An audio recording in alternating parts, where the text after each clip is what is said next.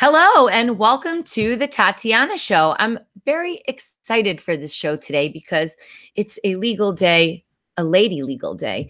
My friend Sasha is coming on the show and she's going to be talking to us about crypto and the legal space. She's the host of Hoddercast and all sorts of other things. But before we get to that, hello, Josh. How are you today? I'm very good. I'm very good. And I'm very impressed by your old school OG crypto top.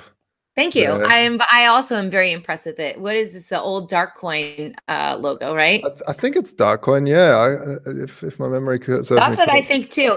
A friend of mine, she hand painted it for me in Melbourne, and I just found it laying around, and I wanted to change it up a little bit. And I thought it was cool because we did that Dash episode, and Darkcoin became Dash, right? Yeah, it sure did. Yeah, that was slightly before my time, not completely. Sort of at the cusp of Tatiana really getting into other cryptos besides Bitcoin. Yeah. Hey, the cruise is coming up. I'm very excited. We're getting close. Oh my gosh. Yes, I'm super excited. So I was in Chicago for the Voice of Blockchain conference, and I ran into Jimmy Song, who's also going to be on the cruise. There's a lot of cool people going. Susan Poole, Tone Vase, Mia Yu, Roger Ver. I don't know. Some people might be like, he's not cool. There's a lot of fireworks that are planned in terms of like steamy excitement in terms of crypto drama. But yeah, we've got the cruise coming up. Yeah. And so, oh yeah, John McAfee's going to be there. And so, yeah, I think it's going to be cool. I'm going to be singing. I'm going to be doing a talk. But I ran into Jimmy Song and he was telling me about how he did a fast. And so before the show, we were talking about how I've been doing a water fast. You were expressing some concern over my well-being, but I've been reading a book called The Complete Guide to Fasting by Jason Fung. I also read another fasting book. So if people are into fasting, I might do an episode on that coming up. So leave a comment if you are interested in finding out how to starve yourself. It's very cost effective. A friend of mine had a friend who passed away doing a water fast, though. So yeah, like it's. Oh, that's why you were so serious. I was like, gosh, leave me alone. I'm not 5. I'll figure it out. Like I'm not like in the tundra. Yeah, no, I mean it's it is. You have to be careful, especially if you've got medications and stuff like that. And medications can equal out differently. And yeah, it is important to know your nutrition when water fasting. Well, I'm doing bone broth and water, and I'll probably take a multivitamin or 2 just to keep things on the up and up. But it's been practiced it's like the oldest remedy for health. Hippocrates himself recommended periods of fasting. So I don't know. I think it's really interesting. And for me, I'm not a person that's very good with self-control per se. Certain things I am and certain things I'm not. So I like the idea of saying no to something, even though it's extremely unpleasant, because the long-term result will be, I don't know, hopefully more discipline. That's what my goal is. Well, that's definitely true. Yeah, spot on. But having that discipline of fear, because hunger is probably the most intense feeling of getting you. It's like, people that are addicted to cigarettes or something, because your brain just can't stop thinking about eating. And so go ahead. A once-off fast, like a day fast. My mum used to do a weekly 1-day fast. So 1 day she wouldn't eat in the week. Well, so I've been doing random periods where I won't eat for 18 hours or something, which is considered a fast that you can sort of do on a day-to-day basis. But one of the things that I found really interesting about it was that you don't get that hungry. Like if I'm probably hungrier when I'm eating normally than I am right now. Like, this is day 3. So, I mean, yeah, if I'm around food, I definitely think about it, but I'm pretty committed to where I'm at. And I think that it's way more manageable than you would think it is. I mean, I seem somewhat coherent, right? I'm alive. Definitely. You're alive. So anyway, I think that's cool. And, I've been into that. And Jimmy Song will also be joining a podcast soon with us. Oh, how exciting. Well, yes, we're gonna be doing a lot of. Maybe we should do some on the fly stuff on the cruise ship. What do you think? Definitely, we should definitely do a podcast on the cruise. Cool. So who are we on the show today? We have Sasha Hodder. She's a good friend of mine, but her website is Sasha Hodler, HODLER.com. I see what I think it's hilarious. But I think her real name is Hodder. But anyway, we've known each other for a really long time, and she just joined as legal with Crypto Media Hub. So I'm really excited that she's, joined the team, and she's got her own podcast. And what I like about her podcast, and we could bring her on the camera whenever, Joanna. The thing that I like about her podcast is that she kind of has it by topics. And so if you want to learn about a specific legal topic, you can kind of look it up, and they're pretty short and sweet. She's also featured with Tone Vase doing the Tone Vase Law Review show. So I think that's pretty neat. He's a good friend of mine. I'm very, very sad that she's not going to be joining us on the cruise. But welcome to the show, Sasha. Thanks for joining us today. Oh, thanks, Tatiana. Glad to be here. And congrats on 3 days fasting. I've tried a few times and never made it that far into one. Really? I'm pretty hardcore right now. I'm liking it. I like the feeling that people are admiring me. They think that I'm, like a master of self. In fact, if I could, I would just pretend to make it to the 7 days just so I could continue to get the 7 days. Is that the goal? Holy smokes. Well, that's long. I know. So what I said to Jimmy Song was, listen, when I see you on the cruise, I'm like, if I don't look like I did the fast, please don't tell me. So hopefully he won't shame me. But I'm planning on doing it. We'll see. I'm going to be in Poland. So Poland has a lot of baked goods. And I was thinking, by day 7, I'll just go crazy and just eat a bunch of donuts. But apparently, oh no, your stomach's gonna be tiny. Super annoying. Like that. Okay, that first part of the sentence was great. Your stomach's gonna be tiny. I'm like, yes. The other part is, and you're not gonna be able to shove more stuff in it, is the part that I don't really like, because Poland has such delicious things there. I mean, they're the carb heaven. No, and that's not really careful keto. coming off. I know. Eat, like soup for a couple days. Yeah, I know. Not only that, your body, as soon as it gets any sort of carbohydrate or sugars in general, it'll just go, yes, store it for next time, and pack it on. Well, I wasn't doing it. I mean, sure, everybody wants to get skinnier before a cruise, but I was doing it because I'm trying to figure out what my stomach voice situation is. So I figured if I just stopped eating, maybe my stomach would reset itself. And apparently you need the 7 days. But I'm beginning to think that maybe I need to do 5, and then I'll be less admired, but I'll be enjoying my life a little bit more. So we'll see how that all works. Yeah, I think it's something you kind of need to build up to. Like you practice with 1 day, then practice with 3, then maybe 5, then maybe go for the 7. That's like a couple months apart. Definitely. What? Months apart? This is never going to work. I'm going to try and keep going. Forget you guys and your discouraging words. Okay, so sorry, I know we're supposed to be talking about law, but no, it's okay. My old massage therapist was a huge proponent in fasting, and he would use it to heal his teeth, to heal broken bones, like anything, any ailment, that's what he did.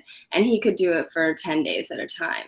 But the one thing that he did while he was doing it was drink olive oil or any type of oil so that you get a little bit of fat. And then he'd also make what he called lemonade, which was he'd squeeze lemon, had cayenne pepper, and I think that's it. Just some lemon, and maple syrup into a drink. So it wasn't completely a water fast, but yeah. I think well, I'm worried about introducing sugar or a citrus, because if I have an acidity issue, I think it just needs like peace and quiet in there. Man, I don't know. You guys are making me want to quit my fast. Let's move on to the legal space, and I'll worry about my my internal organs on my own. But wait, actually, before we actually get to it, let me read to you guys something about our new sponsor, because I'm very excited. I heard this sponsor on the Ben Shapiro show, and I was like, wow. Now that I have this sponsor, I'm very excited. So stamps.com is something that I've been hearing about for years. And I'm really excited because I have the scale coming, and I really don't like to go to the post office. I think that it's, just not really conducive to my schedule. And I want my own little stamp holder because sometimes I have to send out CDs and stuff like that. But anyway, so I'm getting my scale, and I'm going to be using stamps.com. I have heard from other friends that it's really great. So I'm giving my recommendations to listeners to use it. But the nice thing is that wait, do you guys know what stamps.com is? Oh, No. yeah. Okay, Joe so- Rogan's been talking about them for years. See, Joe Rogan, another cool person using stamps.com. I like it. So basically what it is you get a little scale, and then whenever you want, you can get your postage, right there for a package or a letter, even if it's a big thing, whatever. It's 24 hours, 7 days a week. Click, print, mail, and you're done. And they send you a scale. So you don't even have to deal with that.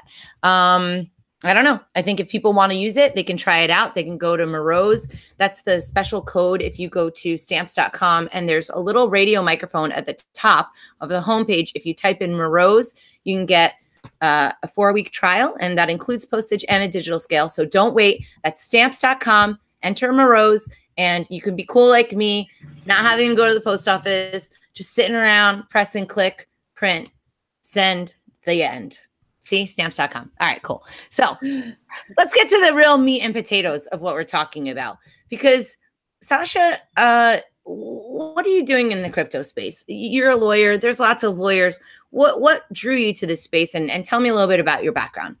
Sure. Well, I grew up in Canada, and I found myself working in the banking industry for quite some time. I was a trader with TD Ameritrade, and then working with NEI Investments as a mutual fund wholesaler, or vice president of sales on the business card, but mostly just doing sales. And it was, living through that 2008 timeframe. At that time, I was working for Templeton, and just having to call all these brokers and talk about, oh, sorry, your investments lost 50%. All they wanted to do was sell out to cash. And I actually got paid a commission if they would move their money into cash. So I was incentivized to move it into this money market fund, which I thought was ridiculous. And just the whole thing of doing sales is like, I had no control over what I was doing. And you kind of feel like you're almost begging someone like, oh, please use this mutual fund. They're all really the same, but use this one. And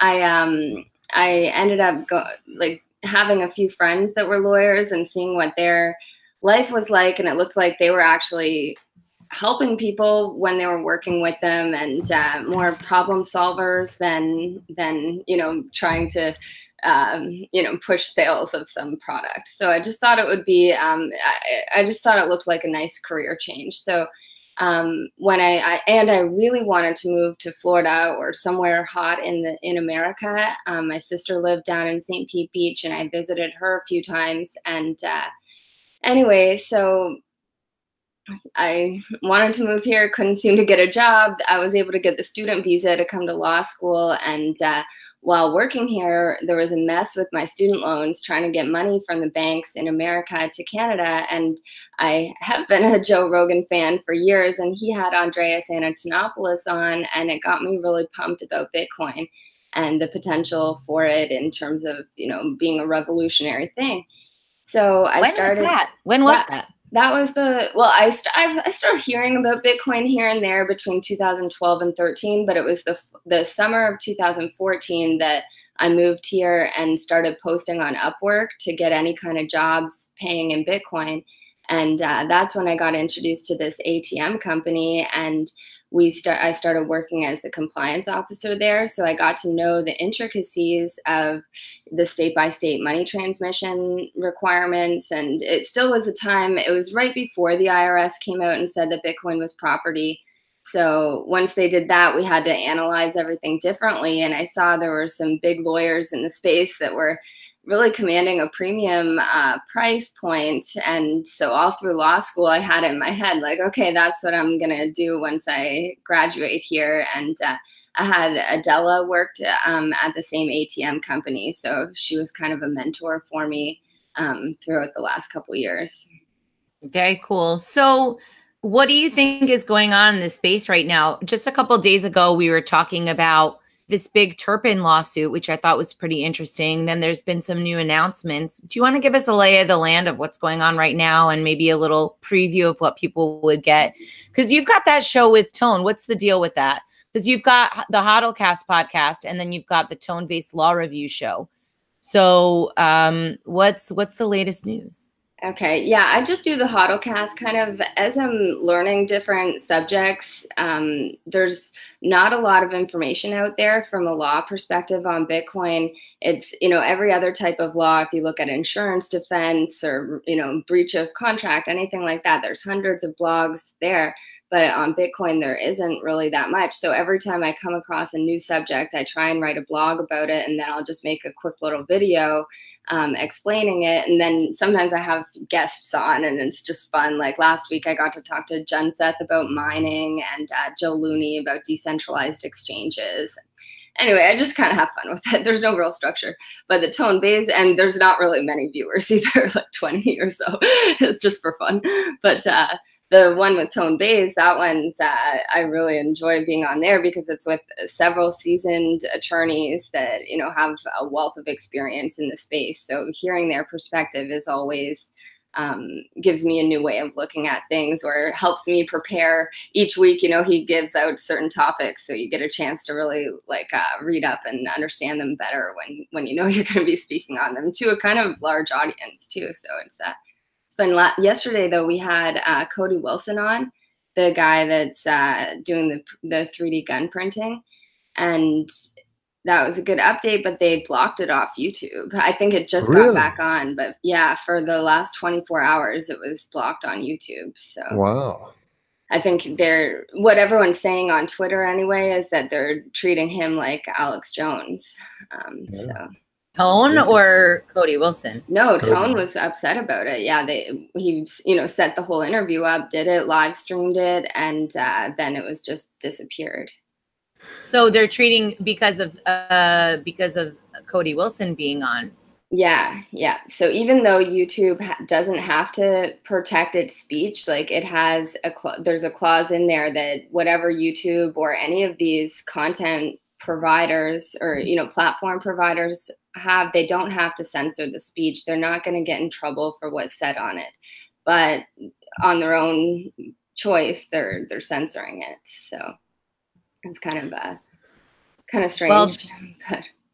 Yeah, I mean, that whole thing is just wild, what's going on. I mean, even if somebody doesn't like Alex Jones, they should be very concerned. There's the argument that it's a private company, but then the other argument is that has a monopoly.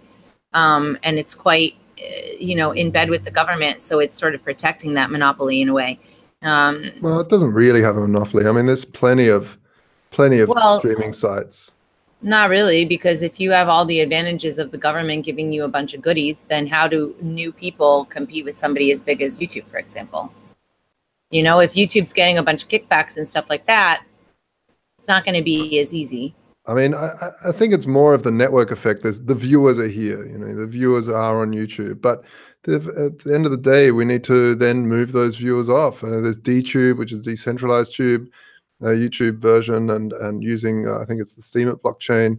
So there's lots of things that we need to do. And, just saying, oh, the government, I think, is also disempowering us as the consumer and saying, you know what, no, I might go onto YouTube and look at some cat videos, but if I really want to get some real videos that are cutting edge, then I might jump on DTube or something like that. Yeah, well, there's a website that I just heard about, beforetheban.com. I'm going to be looking into it a little bit more, but basically they allow you to register your stuff, and then if you do get banned on social media platforms, then they will have a backup of all your followers and stuff and all of your content.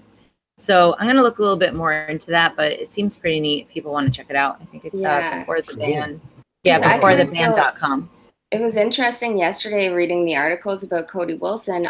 Everything that they were saying bad about the 3D printed guns, they could have replaced the word Bitcoin for. And, it's the exact same rhetoric of, oh, this is going to be used for possible terrorism, or, it's going to get in the hands of the wrong people, whoever, the wrong people are, and stuff like that. So I think as, Bitcoin content providers, we probably should have a backup of everything, because it's becoming more and more of a real possibility that YouTube could take everything down. The same way like Facebook won't let you talk anything about Bitcoin on there. So. No, my views even on my personal Facebook page, I barely use it anymore, but I used to get hundreds of likes. And now, I mean, first of all, I'm not really posting much, maybe I'm not as scintillating, but even my, good performing posts, it's a fraction. And that's not to even speak of the page, the official page where they're just, milking you for money. And I don't know. Screw the social media platforms. I like seeing other people compete for sure. But, in the interim, there's a great battle, an intellectual battle for people's minds. Right. And if most people can't transition quickly enough, it's hard to say that there isn't a chilling effect. I mean, there distinctly is a chilling effect because of these policies that kind of ripple through society. So, I mean, we'll keep plugging at it, but. So one question I have for you, Sasha, is, the whole ICO thing. I know Tone Base is a big fan of the but the thing is, the ICOs, I find ICOs are an intrinsic part of crypto. They're a way that they're really a way for companies or individuals or everything or any sort of group to tokenize some part of whatever they're doing, instead of going through a securities official path, which is generally very protective, and is only for the wealthy who can prove they're wealthy and invest in things. But also, apart from that, what I've seen lately is what I've come to realize over the years, and I've been in this game for a long time, is that it's not just Bitcoin that's changing money. It's the fact that if there's a decentralized Uber, like let's say Duber, you can now pay the driver with these tokens, the Uber tokens or whatever, and that driver has a stake in the firm. So it's kind of like the stock exchange, the stocks and shares that you own are also becoming a medium of exchange in the future, and we'll have private companies all issuing currency. And we'll go back to this sort of Hayekian form of economics, where you have private banks issuing currency, and these compete depending on how good they are as banks, how liquid they are, how much they can prove that they have everything there. Instead, we'll have these companies issuing their stock or tokens or utilities or whatever it is, and people trusting in those companies and shilling those companies because they're very, very proud of working for them. So, hey, you should use Uber, and they're a staker in that. And I find this whole thing very, very interesting. But in a legal framework, I see, it really being a square hole and people trying to fit round things into it. Yeah, I think the idea of the utility token being sold as an ICO in America is something of yesteryear, if you don't want to get in trouble with it. The SEC has been very clear that they believe they have jurisdiction over any ICOs sold. Now they even took jurisdiction over airdrops, which I think is a step too far. But they analyze it through that Howey test, where they say if it's an investment of money, into something that it just depends on the efforts of others, then you've got a security. And I think with the challenge of what you just described of Uber having a stake in Uber by owning the token, there's a bit of a disconnection where stocks, you actually do have a stake in the company because you get a share of their earnings, but the tokens are not connected to the company's balance sheet in any way. So I think that's the dangerous part of the ICO. And also the incentives of the owners of the companies are often not aligned with the way this traditional stock market works. The owners have a goal of boosting the stock price, but the owners of the crypto stock, or crypto tokens, they do, if they're holding a lot, they want to boost the price, but there's nothing that they can do with the company other than marketing efforts that is really going to push that price forward the way that we've seen it so far. If we can figure out some way to link the success of the company to actually using the token and see the token used in commerce and need to be bought and sold. Like if we look at the price of Ethereum last year, it had a really clear use case because people were using it to buy into more ICOs. And I think that's, what causes a price to go up. And then, but the rest of them, if you look, I think it's like 95% of them don't have much actual use. But we're still so early that it sucks to just say, those ICOs didn't work, they all lost money, let's move on, because it's a lot better way of fundraising than you know, the traditional one where you have to give big chunks of your company over to these VCs who might not have the same vision, or, you know, they steer it in the opposite direction than where you want it. So. So not everything is a scam, according to Sasha. Are you and Tone going to duke it out? Well, I am not saying that not everything's a scam, because so far I think most things that have come out, but what I'm seeing is there's people out there that are really trying to do their best with it. Like, I have not met a scammer yet, or maybe if I met them, I didn't know they were trying to scam. But it seems to me there's a lot of people devoting many hours, you know, of their life to making their crypto project successful. So it's just a matter of bridging the gap of their work right now to actually some kind of useful purpose for the tokens. And I think we'll get there, but Tone doesn't think we'll get there. That's where we differ. That's funny. So tell us about this Turpin thing, because Michael Turpin is suing AT&T, and I keep hearing about $200 billion. Okay, so tell us the whole thing, and who Michael is, in case people don't know for some reason. Okay, so he's like a prominent member of the crypto community, who he owns a PR firm, and he's been kind of an angel investor, to my understanding, to a lot of different companies out there, and he speaks at conferences, and I think he's an ICO promoter as well. Like, he works as an advisor for a lot of the ICO companies. And he was hacked twice through AT&T. So the first time, it didn't disclose in the lawsuit what was stolen from him, but someone did a SIM card hijack of his phone. And what that is when someone goes into the AT&T store and says, basically impersonates them, or they can do it on, like, over the phone with the call center, and they convince the person to switch the phone to a new one. Like to switch the SIM card. So when that happens, then they can get in and they get access to everything that the person has online. They can log into your Facebook. If you don't have everything protected, they can log into your Facebook. They can log in possibly to your Coinbase. Or what do you mean protected? Protected with Google Authenticator. I think that Authy one, like, some 2FAs don't work because they can still get it. The hacker can still, by having access to the phone, gain access to everything else. I mean, the main thing is SMS two-factor. A lot of people set up SMS two-factor where you log in, and then the company that owns the website sends you an SMS with 6 letters, and you type them in. And once you have that SIM, you can take that over and go to your email and reset and go, oh, I forgot password, and even Google will have like an SMS reset, and then you hit go, and the hacker's got you, right? And that is just shocking. And once they've got your email, it's pretty much game over, and it's very, very quickly. That's very, very dangerous. In fact, Lynn Ulbricht was also back, I think, 3 years ago, also a victim of this type of attack. Luckily, they didn't get anything, but this is a very, very common attack. Never, folks, never use your phone. And in fact, there's a hack that's been around since 2014 on the global phone networks, where anybody that's got the means can hack into using the SS7 attack vector on the protocol between messaging to basically listen to all your phone calls, tap all your, and they only need your phone number. So if they want to, they can. So folks, first of all, stop using your telephone. This is terrifying. I hate this episode. Why are you guys telling me about this? Now I'm just gonna sit around and cry.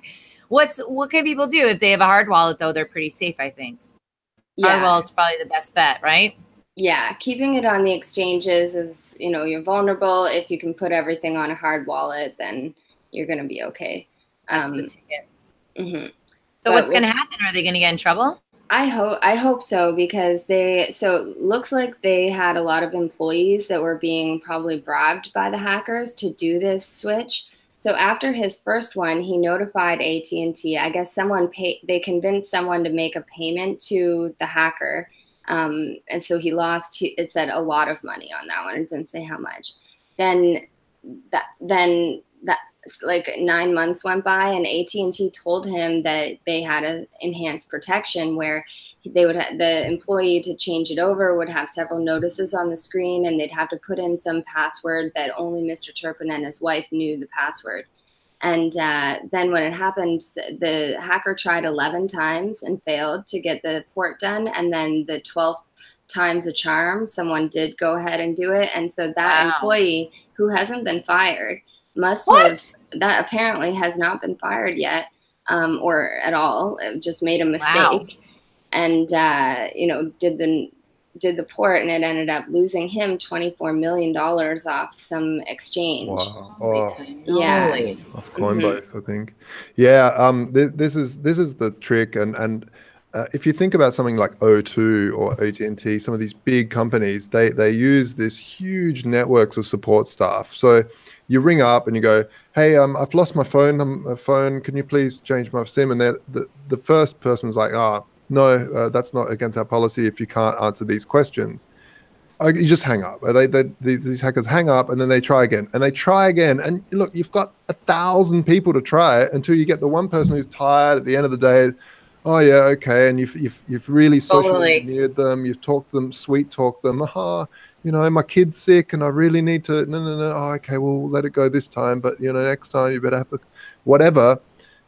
It just stop using your phones, folks, for security. It's really not a secure form of security. That's scary stuff. One of the things, so I can't remember the lawyer he hired's name either, but it's like one of the most prominent lawyers in California. He's like highly decorated with every award you can get as an attorney. And the complaint is it's really well written, and they go through all of the problems in AT&T's service contract. So some of the things they say is like that it's a contract that you can't negotiate because you either have to take it or leave it. They updated the terms, like Mr. Turpin got AT&T in the 90s, and they've updated the terms many times since then without him agreeing to the new terms. But when companies put these new terms on, they just blanket everyone now has to abide by these terms.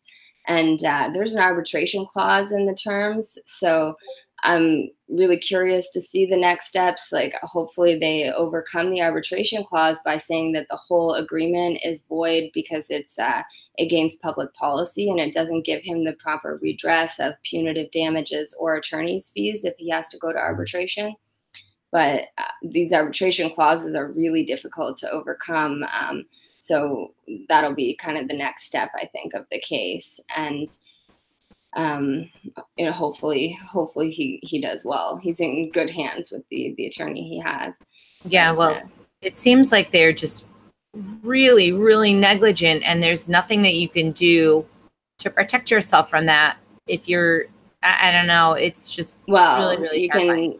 As you pointed it out right away, like some people might even say it's negligent to keep that much on a exchange, knowing that this is going on, and especially if it happened, in a previous time too. It absolutely is, and Andreas Antonopoulos put it really well. As don't hold your keys, then you don't have your Bitcoin. And we run an exchange, Volturi.com, and we often ask people, do not just store your Bitcoins with us. If you do buy gold with it, trade into gold and then trade back.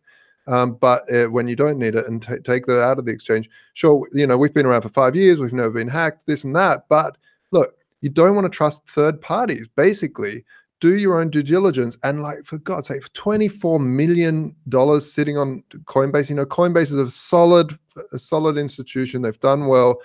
They've also never been compromised to a massive extent apart from this, right? But this isn't really them being compromised. It's his account being compromised.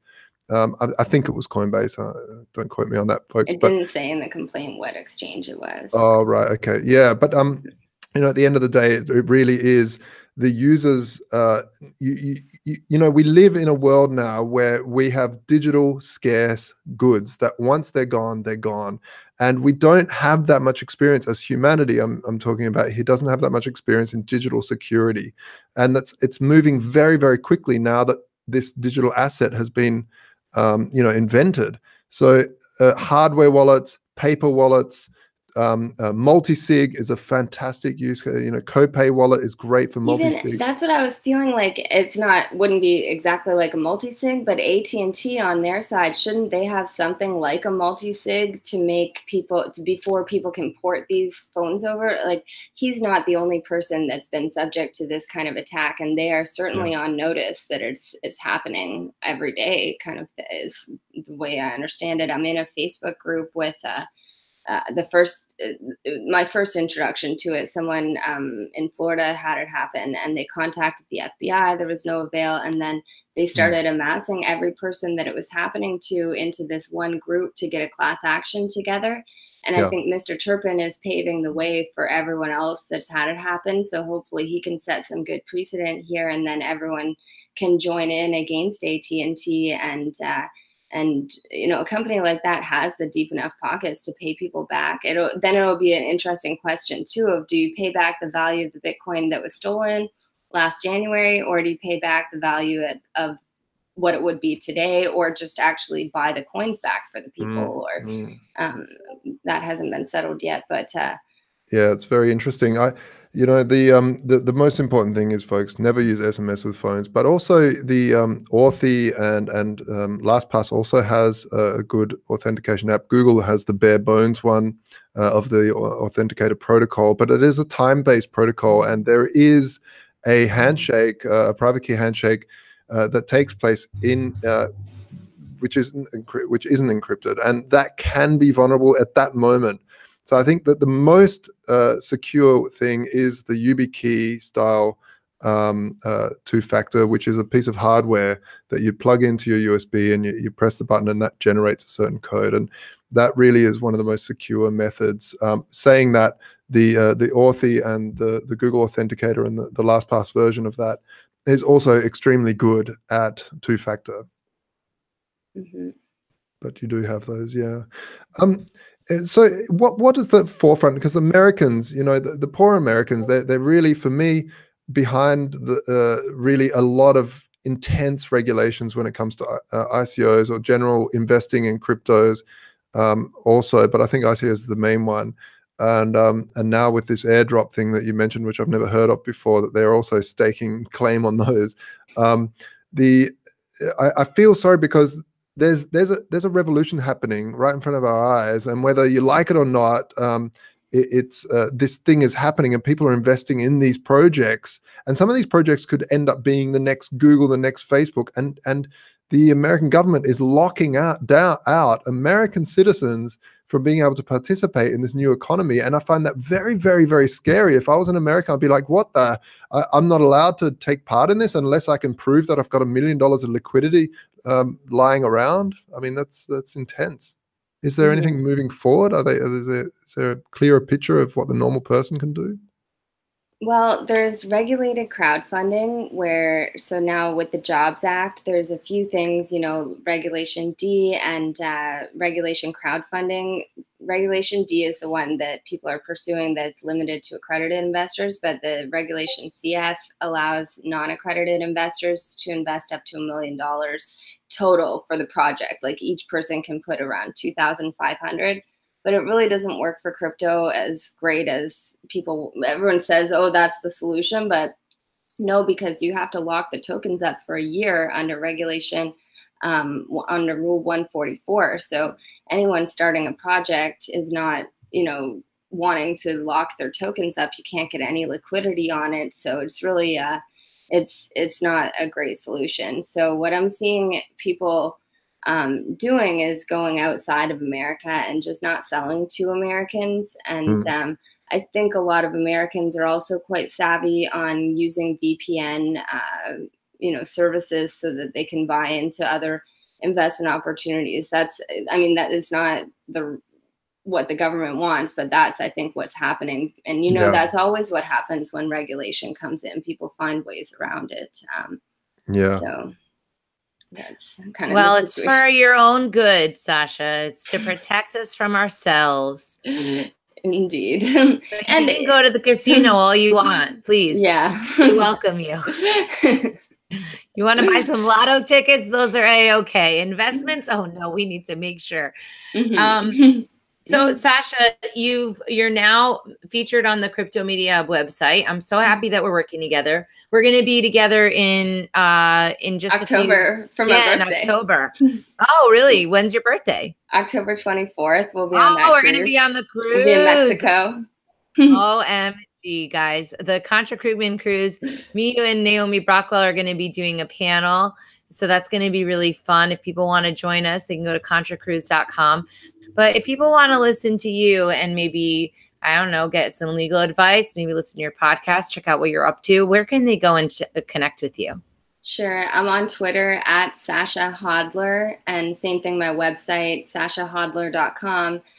And those are like my social media ones. My actual law firm's website is DLTLawGroup.com.